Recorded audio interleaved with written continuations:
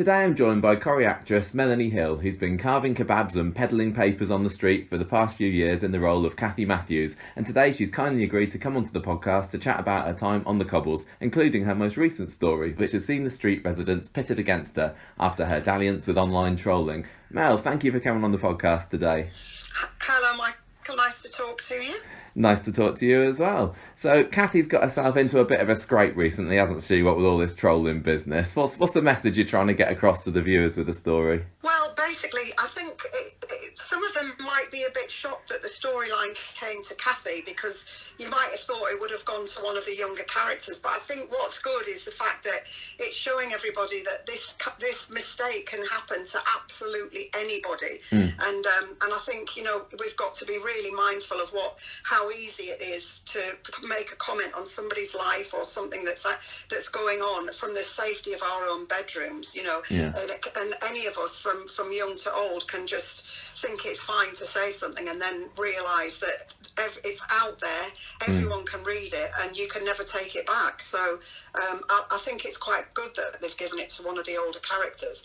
And as far as Cathy's concerned, she's worked hard basically to fit into the community. Obviously she came in via Roy, when she first came into the street, and now she's made a place for herself in the street, and this has really scuppered the whole thing now from one stupid mistake. Yeah, absolutely. What did you think when you first heard about the story? You're quite excited by getting something meaty to get your teeth into like this? Yeah, no, it was good because I think it's quite topical as well, and you're reading all the time things on Twitter and stuff, and in fact I was following and supporting in Britain's Got Talent. There was a group of kids called Sign Along With Us, I think they came second, but they've been getting trolled themselves, and people saying just horrendous things on Twitter and various different social media, and I think it's so cruel to say things that people do out there, and I'm glad it came to me actually, and I could just explore it, via Cathy's character and the repercussions that happen. So I think it's quite good because the street do band together, and that's the whole point of Coronation Street. Yeah. It is a community, and they actually go for it massively. So, why do you think that Cathy posted the comments? Do you think she's just a bit naive about how the online community works, or was she just a bit squiffy? I think both. I think, and that's another thing that's a problem. Do not drink and tweet. That's a massive lesson to be learned by everybody. Because I think she'd obviously had a couple of run-ins with Tracy, and basically just had a few beers with Bernie and just got a few, slightly squiffy, like you're saying, and just thought, I'm not having this. And of course Bernie wound her up. I mean, they've got a really good, I think quite a great relationship, but she does get her into a few scrapes, Bernie, because Bernie is a lot more free and doesn't care what people think, and she's kind of wound Cathy up in that position and then gone to the toilet and left her, and she's made this massive faux pas. Yeah, true. And then it gets out of hand because obviously Brian takes the blame for Cathy. And obviously all the bad things start happening to him, and that's when Cathy starts withdrawing from him, and I think this is next week that's the storyline gets quite dark. I see, okay. So I've seen over the years that, you talked about Britain's Got Talent, people getting trolled on there, but I've seen some of the cast members of Corrie have sadly been on the receiving end of some quite cruel comments online over the years as well. Do you think that because of this story feels even more important to you? Yeah, I mean, I now am at an age where things don't bother me that much, because I'm a bit older and gnarlier, and I just think, I'm used to it.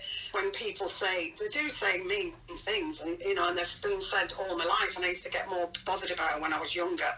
But as you get older, I think it's best not to really either not read them, or if you come across something, just try not to take it to heart. But it is difficult. I think as well with the pandemic, a lot of the youngsters aren't allowed to go out and socialise, so a lot of them have been online and trying to pursue relationships online and on social media, and I think that's why there's a lot of cases of depression and mental illness, I think, because of how you conduct your relationship on social media. It's a lot easier to say things, isn't it, when you're in your bedroom and you just write it, and things you wouldn't normally say if you were stood next to the person, so it's a pretty volatile, quite dangerous medium, I think, really. Yeah. Would you say on the whole, though, the benefits of social media outweigh the negatives? I mean, what's your kind of relationship with it? God, it's a really good question, that. I don't know, because I sway between the two, because I came off Facebook about a year ago because it was just, it was making me feel uneasy and just anxious. Yeah. And I felt a lot better finally when I came off that. And I think it's good that you find that you can sort of look things up. It's really interesting if you want to find some information out about something that you've seen in the street or a building, and you go, oh my God, let's Google it and see what it is. That's brilliant. It's really instant knowledge. But then again, I don't know if that's outweighed by the bad things, because you can get people getting together and stirring up sort of negative energy. So I'm on the fence with that one, Michael. I'm sorry to say, I don't really know, to be honest. I guess we'll find out in the next sort of 10 years. Everything's moving so fast, technology, isn't it? And, we'll just find out. Hopefully it'll be a source for good and not for the other. And it's certainly an aspect of life that Corrie has jumped on in recent years as well, because apart from this story, we've had things like, Beth was getting targeted by online bullies. We had Steph and her revenge porn. Obviously, everything that Asha went through last year when her videos went viral. I mean, do you think that Corrie feels some kind of responsibility to warn its viewers of these issues, or is it just going down a new avenue for storytelling that maybe didn't exist until recently? Well, I think we have got a responsibility to put things out that are happening and sort of are current, but I don't think Corrie sort of preaches about it. I hope we don't, anyway, because I would hate to think that would become something like that. I think it is lives of people on a street that could be anywhere in the country. So current issues will come up, and if it can get one family talking about stuff, I think it's good. But I think it's keeping that balance. What Corrie does so well is it just slots things in and doesn't really, I don't think it hammers it too much, because there's lots of other story threads going on at the same time. And so I don't know. Yeah. One of the things that I really enjoyed about last week's episodes was when Brian told Cathy he loved her, and he'd step up and take the blame for Lemon Drop's comment. So how have you found working so closely alongside Peter Gunn these past couple of years? Oh, it's been lovely, and to be honest, it is nice. I'm pleased you mentioned that, because it was really lovely when I read that. I was really happy, because we've always had this kind of always getting on my nerves relationship and a bit of comedy, and we bought the cabin together and we've slotted in there. But it's nice to explore that other side of their relationship.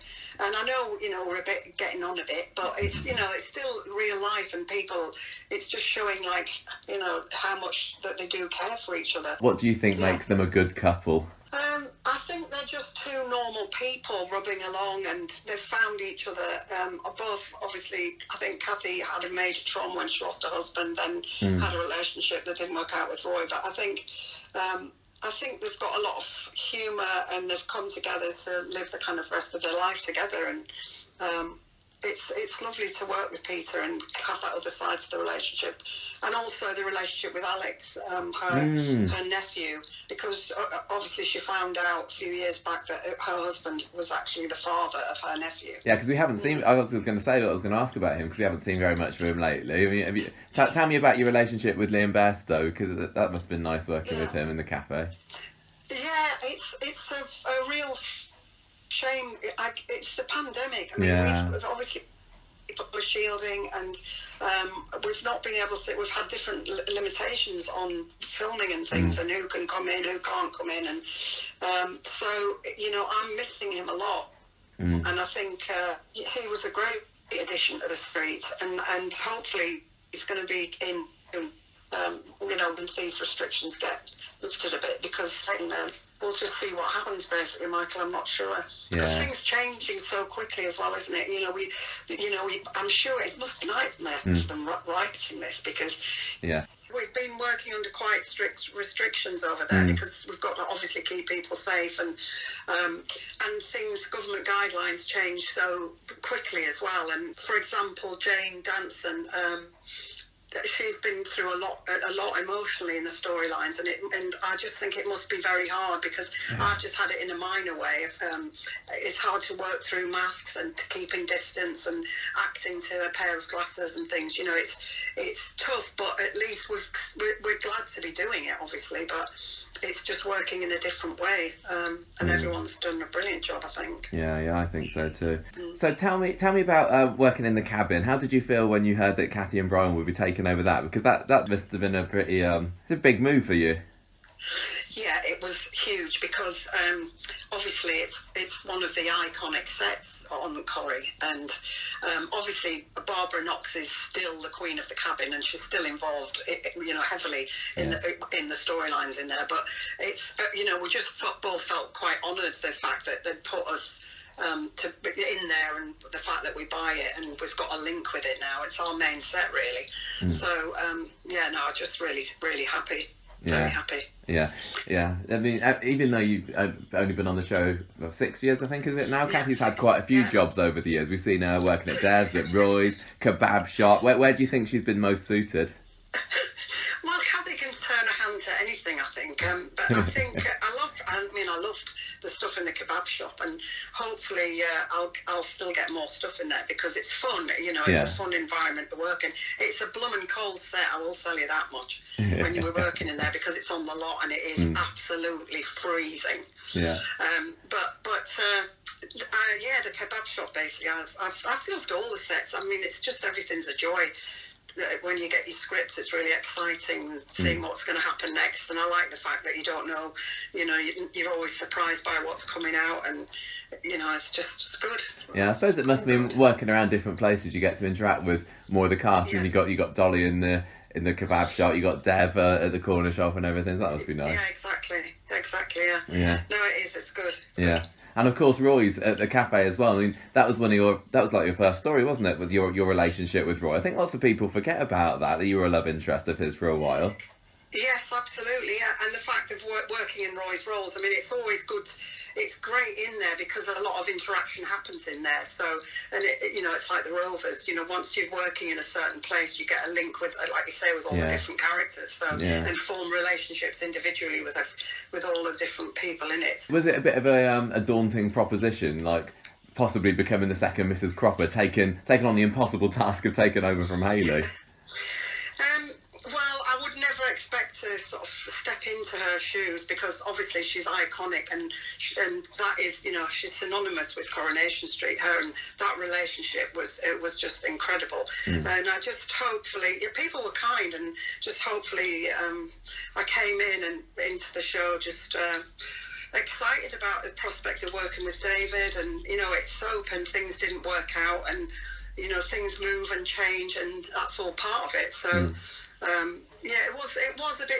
I mean, it was scary coming into Corrie anyway, full stop, because it's so iconic, and I've grown up with it, and I think every actor feels that. But everyone was so welcoming. It sounds like a cliche, but they really were. And after 6 years, I'm still enjoying every minute of it. Seriously. Yeah, that was good, because I was going to ask you what it means to you to be part of an institution like Corrie, and if it's a role that you're happy to stay in for the foreseeable future. Yeah, absolutely, 100%. I think I'm very lucky and privileged to have a job in Corrie, and there's a massive creative team there that I get a buzz every day going to work. So long may it last, basically. Yeah, I hope so. Let's just talk a bit about the Yasmin storyline, because you were involved tangentially in the coercive control storyline, weren't you? Which turned out to be one of Corrie's biggest stories in the years. What did you think about Cathy's actions during the storyline?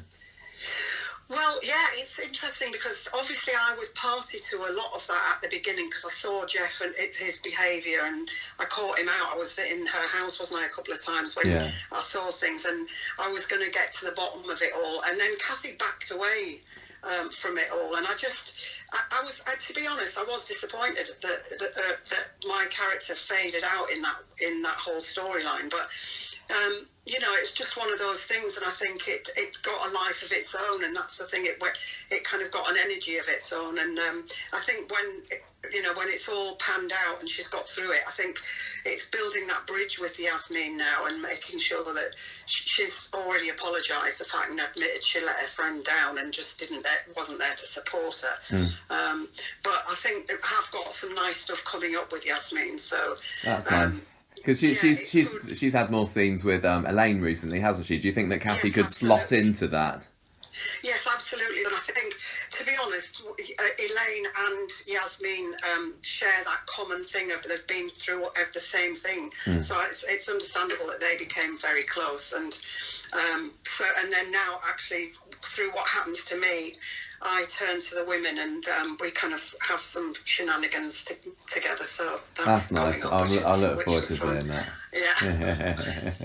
I mean, get back to the Jeff storyline. Although you're right, you say that Cathy's role in it faded out a little bit towards the end. I did really enjoy your last line about it when he was wheeled off and you said off he jiggles.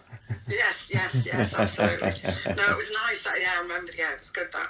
Yeah, and it was it was a massive thing, wasn't it? Yeah. It really did get a massive life of its own, didn't it? And because it's so scary that happens out there, and people that is happening to women and men all through the country. So it was they did a brilliant job on that story. Yeah, didn't Shelley and Barty do so well with it? Amazing. Yeah. And I feel sorry for him because he did such a good job. I bet it's a nightmare when you go out and people are like, I bet he gets some right stick. Yeah, so when you're in Corryville and you got to have the grannies coming after you in the street, haven't you? Yeah, exactly. I hope I don't get people having a go at me. I haven't so far. Saying that you don't pick on Steve. Yeah, well, I mean, I thought it was quite funny because, what was it? Brian was asking him about paying the papers, wasn't he? And then Cathy really got a bee in her bonnet about that for a while. Exactly.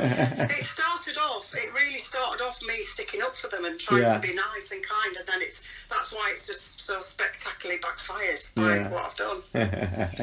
So, before we go, have you got any other moments playing Cathy so far that have been particularly fond memories for you that we haven't discussed yet? Well, I think the live episode was really massive to me, and that was when I had the stuff with David Nielsen, and when Cathy, there was some lovely scenes on the back of a bus that had just stopped in the street, and I think about that fondly because it was live and it was terrifying, but I just thought it was all really beautifully written, all of that.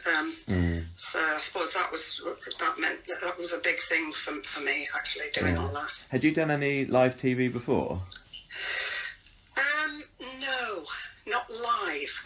I remember doing a first quarter of the bill. Remember the bill was half an hour. I remember you on the bill, yeah. I remember doing a massive long take in that.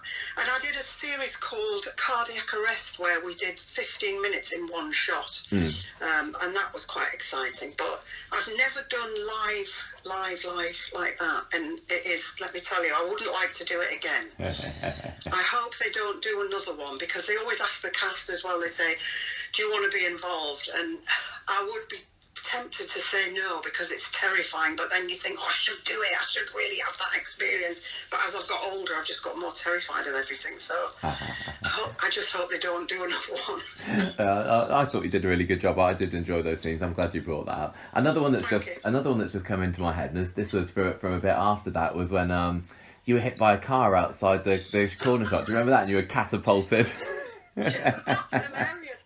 I rewound that so many times. You know, the stunt woman who did that what a great job did she do. I know. We thought she was dead because she didn't move. And I was watching it and I was like, oh my God, she's not moving. But apparently that's what they're told to not move a muscle until they get caught. But I was like, she's not bloody moving, they've killed her. But so no, she made me look great in that. I loved it. Yeah. Just before we go as well, I'm glad you mentioned the bill because I do remember you on that. I've got a vivid memory of you feeding Jim Carver a liqueur chocolate, and he was like saying, "No, I'm an alcoholic." God, you've got a good memory, Michael. I don't know why that one stuck in my mind, but I did like Jim. God, that was a good role. I enjoyed playing that, and I just thought the bill was just fantastic. And I think when they canned it, they just won a BAFTA, and nobody could understand why it was going. You know, why they were stopping filming it, because it was just so brilliant. And how many actors have cut their teeth on the bill, for God's sake? You I know. Wasn't it like in 2-3 different characters, and it was just a great team of people. I really miss the Bill, actually. Really do. I think a lot of people do. I mean, we've got things like Line of Duty for our police drama fix at the moment, haven't we? But it's not quite the same. Yeah, it's not the same, is it? It's not. They're brilliant, I've got to say, but not the same as the getting to know all the police, as the coppers as well, and all their lives and things. Yeah, because that was a bit of a soap as well, wasn't it? Some years it was more on the police side, some of it was more on the soap side. I mean, when I was speaking to Connie Hyde a couple of years ago, she was on the bill as well, wasn't it? She? Yeah, and we had a good chat about that. I do miss it. Yeah, definitely. It's interesting, isn't it, when they kind of have shows, and then, for example, Waterloo Road, they changed. It was all about the kids at first, which I thought was brilliant, and then when I joined, it sort of towards the end was becoming more about the teachers more than the kids. And I think there's a fine balance there. You've got to, I think they alienated a lot of fans. I mean, the Waterloo Road fans are brilliant, but they should have kept it on the kids and not concentrate so much on the teachers. But it's a fine balance, isn't it? Yeah. Something like that. Yeah, you're right. So finally, have you got any ambitions for what you'd like to see Cathy doing in the future? Any ideas where you'd like to see her journey continue next? I would love to see Cathy and Brian in their home environment. That's what I'd love, and I'd like to see how the daily workings with them and Alex, and basically just we've never seen them in their own domestic situation, and I think it would be fascinating to do that, and just fun and just like normal life, basically. Yeah, because they have had a set for it, haven't they, in the past? No, we've never had a set. We've never had our own house. Not for you, but the previous characters who lived there before Cathy and Brian. Yes. They have absolutely. them. So yeah, absolutely, in that actual flat. Yeah. But I think it's not going to be necessarily plot driven. It's just going to be character stuff, isn't it? With the everyday. Just getting up on a morning, and I think that that's what Corrie does so well. Well, yeah, absolutely. I mean, when I asked you about what makes Cathy and Brian a good couple, you said that they were just like a normal couple rubbing along, and that's what we've seen with Fizz and Tyrone this week actually as well, isn't it? And that scene on the Monday episode, that epic long scene was all about character. Yeah, exactly, and I've got to say that's where I think Corrie is strongest, and it's just the character stuff, and that is the deep, the fans that they've got. I mean, and what a brilliant job they did on that scene. It was just, you just need to write the words and let them get on with it, and they just nailed it, and it was fantastic. And I think it's just getting the opportunity to be in an environment where you can be honest with each other, and just you're not in Roy's roles or people can't hear you in the street. It's just behind closed doors, and I think that's what interests me, especially with Alex. And everything, and working together in the shop, what that would throw up. I'm sure they'd have lots of arguments and getting on each other's nerves, but that's life, isn't it? Certainly is, and that's what soap's all about, really, isn't it? Yeah, exactly. Yeah. Well, Mel, it has been really, really lovely catching up with you again today. Thank you so much for coming on the podcast. I'm looking forward to seeing where this trolling story goes, and, whatever the future holds for you and Brian. Thanks, Michael. All the best. All the best to you too. Bye-bye. Bye-bye.